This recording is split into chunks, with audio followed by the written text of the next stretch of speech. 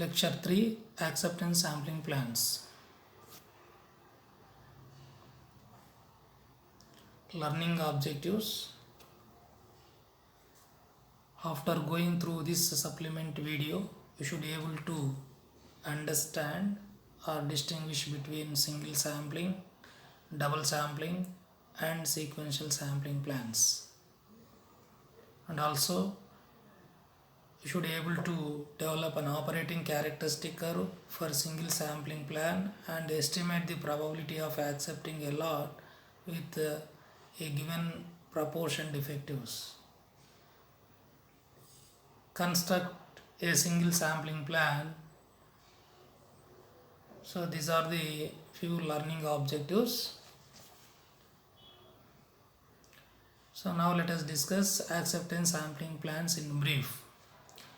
So acceptance sampling plan is a sampling procedure in which a decision is taken about the acceptance or rejection of the lot based on the sample information.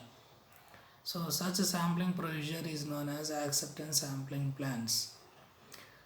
So acceptance sampling plans can be classified into 4 types: single sampling plan, double sampling plan, multiple sampling plan and sequential sampling plan. A sampling plan in which a decision is taken about the acceptance and rejection of the lot based on the single sample information is usually known as single sampling plan. So what is double sampling plan? A sampling plan under which a decision is taken about the acceptance or rejection of the lot based on the first and second sample information is usually called double sampling plan. And next, multiple sampling plan. So it is the extension of double sampling plan. That is a sampling plan under which a decision is taken about the acceptance and rejection of the lot based on more than 2 sample information is usually known as multiple sampling plan. And next, a sequential sampling plan. Sequential sampling plan is a sampling procedure in which a decision is taken based on the selected sampling units and the number of defective items, accumulated number of defective items. Clearly, in this sampling, first a sampling unit is selected and obtain the information with regard to certain qualitative desired quality characteristics or not. Based on the first selected sampling informations, a decision is taken about the acceptance and rejection of the sample. If the decision leads to rejection of the lot, we go for another sampling unit and examine the selected sampling unit with regard to certain quality characteristic. Now a decision is taken about the acceptance and rejection of the lot based on the first and second sampling unit. At this juncture also, if the decision leads to rejection of the lot, another random sampling unit is selected randomly and the information is obtained with regard to certain characteristics and find the number of defective items. So based on the number of defective items or proportion defective items at the subsequent selection of the sampling units, a decision is arrived whether to accept or reject the lot. Such a sampling procedure is known as sequential sampling plan. So in this way we can define single sampling, double sampling, multiple sampling and sequential sampling plans.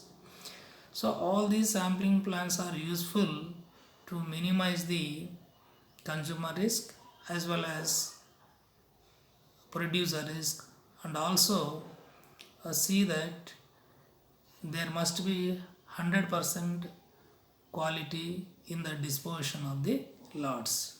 So that is the main objective of the acceptance sampling plans. Now let us discuss single sampling plan.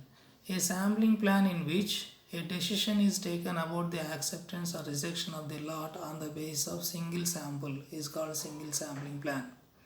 So in short, a decision is taken based on the single sample, then the procedure is known as single sampling plan. So in this sampling plan, we can consider the usual notations like capital N is the lot size, capital N is the lot size, so this is the lot size, and small n is the sample size, C be the acceptance number, that is a pre-assumed or fixed number of defective items in a sample, and L of P is the probability of acceptance of a lot. So under these usual notations, the simple sampling plan procedure is as follows. Single sampling plan. So the procedure is as follows. A random sample of n items should be selected from the lot of size capital N. Here n is less than capital N, right? Next, inspect all the sample items with respect to certain characteristic and determine the number of defectives. So let it be D. In the next step, compare the number of defective items found with pre-assumed acceptance number C. Then there exist two cases. Case 1, D is less than or equal to C, D is less than or equal to C, or D is greater than C. So in case 1, we accept the lot and replace all the defective items by non-defective items, and the entire lot should be sent to the market for sale. Whereas in case 2, we need to inspect all the remaining items in the lot. That is, we need to inspect capital N minus small n units. We need to inspect capital N minus small n units and determine all number of defectives and replace all the defective items found by non-defective items, and the entire lot should be sent to the market. So in case of rejection of the lot, that is, you have to submit the lot to the 100% inspection. So after the 100% inspection, we should send the lot to the market for sale. So this is the single sampling plan. So the single sampling plan can be explained through the flow chart. So let capital N be the lot size.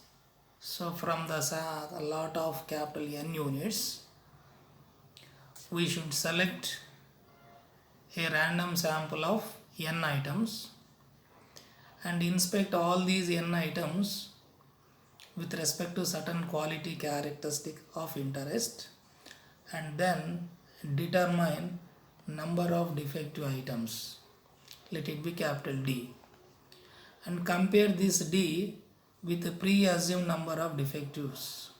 Then there exist two cases. D may be greater than C or less than or equal to C. If D is greater than C, we should reject the lot.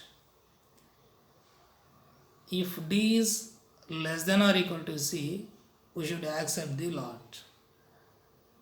So when the lot is rejected, you should be submitted the entire lot to the 100% inspection and replaced all the defective items found by non-defective items, and the entire lot should be sent to the market for sale. But whereas in case of D is less than C, we should accept the lot and it should be replace all the defective items by non-defective items, and the lot should be sent to the market for sale. Then we should end the process. So this is the flow chart which explains the single sampling procedure. Now let us discuss how we can find finding OC and ASN functions under single sampling plan. So in single sampling plan, we know that a random sample of size n is drawn from a population of size capital N and is inspected all the sample items with respect to certain quality specification of interest and determine the number of defective items D. In order to measure the number of defectives, we define an indicator variable as follows. So if xi equal to 1, jth item does not possess the desired characteristics. So we know that whenever the selected item does not possess the desired characteristic, so that is referred as defective item. If xi is equal to 0, let us assume like xi is equal to 0 if the jth item possesses the desired characteristics. So therefore, based on this indicator function, we can find the total number of defective items. That is summing all the observations, 1 plus 0 plus 1 plus 0. So we get number of ones that indicates D, number of defective items. So summation j is equal to 1 to n xi, we get total number of defectives in a sample of size small n. Here number of defectives D may take the value 0, 1, 2. So here D may take the values 1, 2, 0, 0, 1, 2, 3 and so on n. So which is a random variable. Further, in defining the random variable at each trial xi may take either 0 and 1. Therefore, the variable follows binomial probability law. So if xi is equal to 1 with probability q and xi is equal to 0 with probability p such that p plus q equal to 1, then the variable follows binomial probability law. So x equal to d be the number of defective variable denoted as number of defectives in a given sample of size n. Assume that the variable d is distributed to binomial distribution with parameter n comma p. Then the probability mass function is ncd p power d q power n minus d. D may take the values from 0 to n. Next. In single sampling plan, we know that if D is less than or equal to C, then the lot is accepted. Otherwise, the lot is rejected. So under these conditions,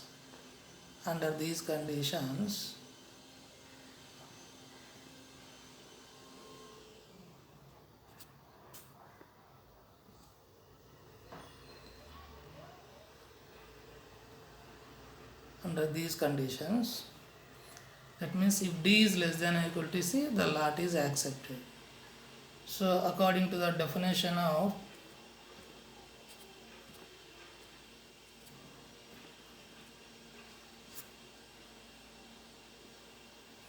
L of P, probability of accepting the lot when the lot quality P is equal to P1, where P1 is the proportion number of defectives.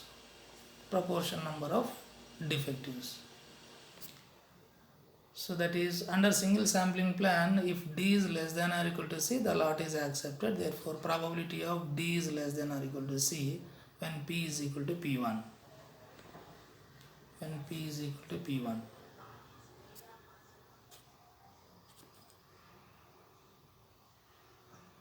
So L of P is equal to, here D takes the value from 0 to C. So D is equal to 0 to C, NCD P1 power D Q power N minus D, which is the operating characteristic function.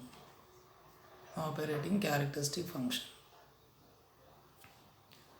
So in single sampling plan, the average sample number is defined as small n plus capital N minus small n into L of P. So this is the ASN function.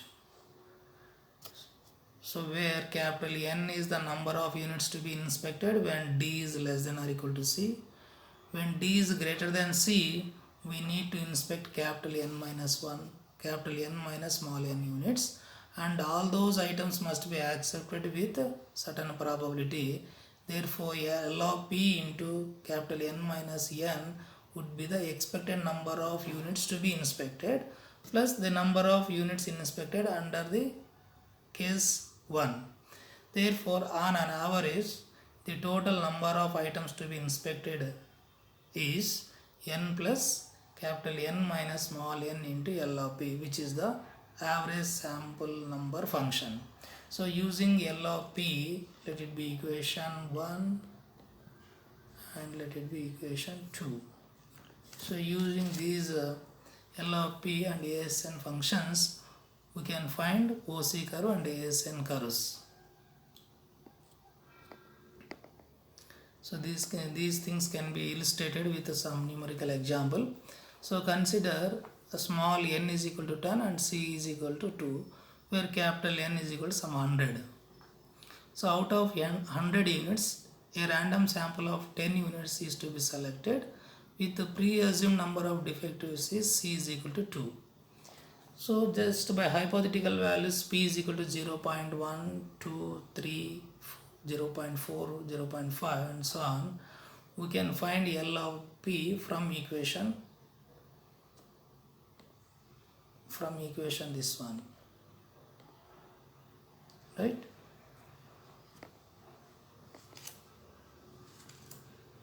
L of P values, and consider P values on the x-axis and L of P values on the y-axis with a suitable scale.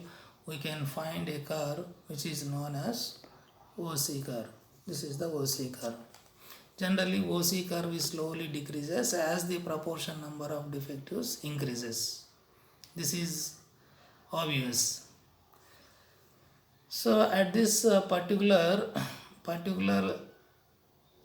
proportion number of defectives where the probability of acceptance is maximum, for example, probability of acceptance is maximum at this level, for example,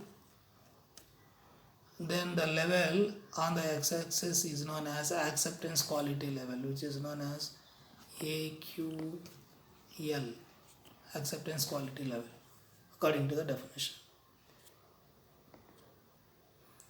OC curve. So using the OC curve, we can determine acceptance quality level and rejection quality level. So probability of acceptance a lot is minimum. Probability of acceptance of a lot is minimum when proportion defective is 0.5. So the probability of acceptance is minimum. This level on the x-axis is known as RQL, rejection quality level. So in this way we can find acceptance quality level and rejection quality level under single sampling plan. So this is the OC curve, acceptance quality level. The probability of acceptance of a lot is maximum at 0.1 and the probability of acceptance is minimum at 0.45. So 0.45 is the rejection quality level and 0.1 is the acceptance quality level. Like that we can find acceptance quality level and rejection quality level using OC curve. ASN curve, generally proportion number of defectives increases, the average sample number is slowly increases. That means the maximum sample number we need to inspect